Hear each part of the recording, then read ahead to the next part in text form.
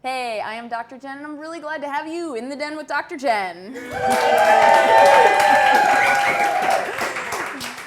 All right, in this episode, we're going to be looking at what women in their mid-50s and beyond are talking about when it comes to sex, especially when they're all talking together about sex on the porch, and what happens to animals regarding sex when they get older.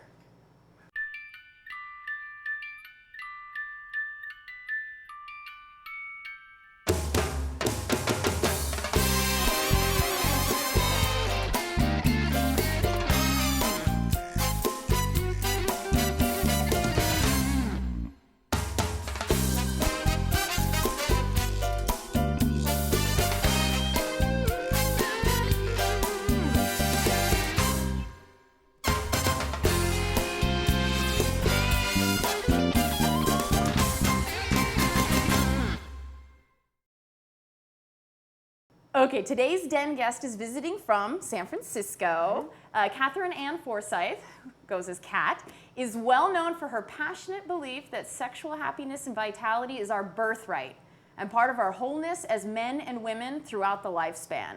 Cat specializes in sexuality, intimacy, and aging.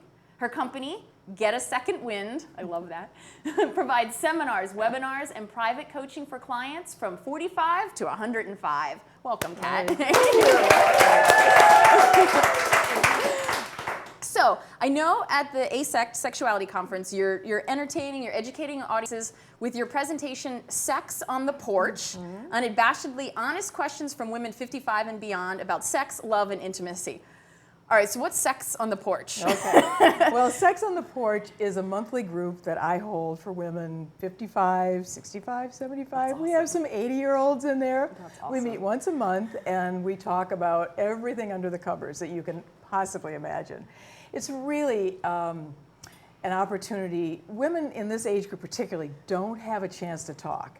Many of the people, especially the older gals, are from like the Eisenhower years, and they never had a chance to learn anything about sex. Right. So all of a sudden, you know, spouses die, divorces happen, and these people are dating again, and they have questions. Wow. And so it's just a really fun evening. We get together, we have wine, we have cheese, everybody loosens up a little bit, you know. So it's really a fun evening of relaxing. And no doubt they've never been part of public dialogue about these topics. Yeah. Okay, so what are the questions that you get from women in their mid-50s and beyond, and how are they, say, different than younger women's questions around sexuality? What are their big concerns? You know, I think the big difference between this age group, 55 all the way up, and the younger group is that this group is now free from pregnancy. You know, they don't have to worry about being pregnant anymore.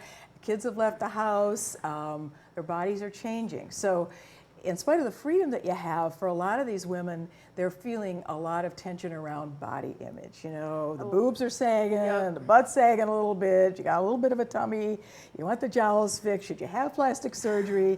You know, why doesn't my husband think I'm hot in the bedroom anymore? Well, we talk about men too and all the issues. So those are the big issues.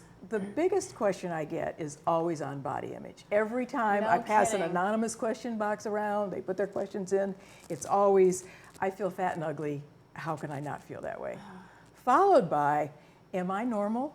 Is what I'm feeling, you know, vaginal dryness, lack of libido, or for some women, super libido. I mean, for some women in their 50s and 60s, they have more sex than they know what to do with, and they love it. So that's a lot of fun. That's awesome. Do they, I mean, does it take a while for women to warm up, or are they kind of a self-selecting group who choose to come to Sex on the Porch in the first time, place? Actually, I've got one coming up, and I was just thinking about this. I have some very conservative women coming.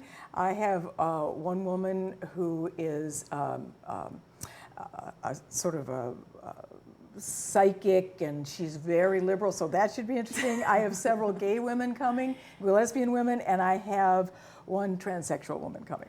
So it's going to be a really interesting mix. And they ask questions all over the map. You know, what happens, we get together and women are women. And we start talking, it's like slumber parties, right? Yeah. We just sort of sit together, we talk, we laugh. Talk about boys, do each other's hair. Right, and we do it. People say, you're kidding me, people do that? I say, yeah, and they say, oh, wow.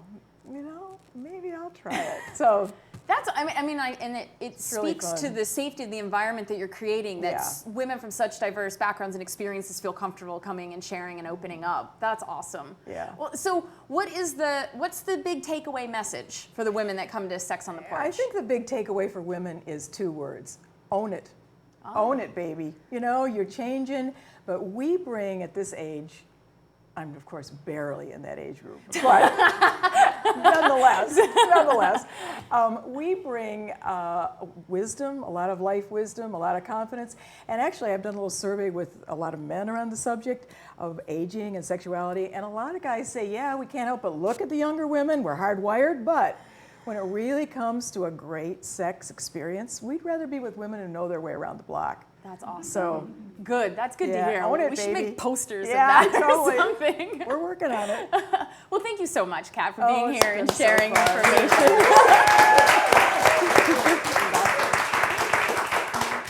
And you can learn more about Kat's work and visit her online at getasecondwind.com. And you can check out her new book, Sexperienced, Guide for the Seasoned Woman Seeking New Possibilities. Yeah. Thank you.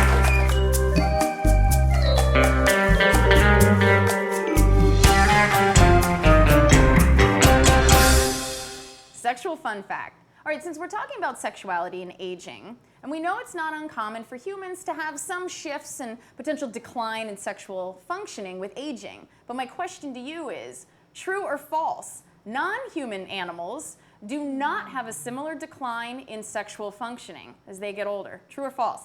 True. False. Pack a lube.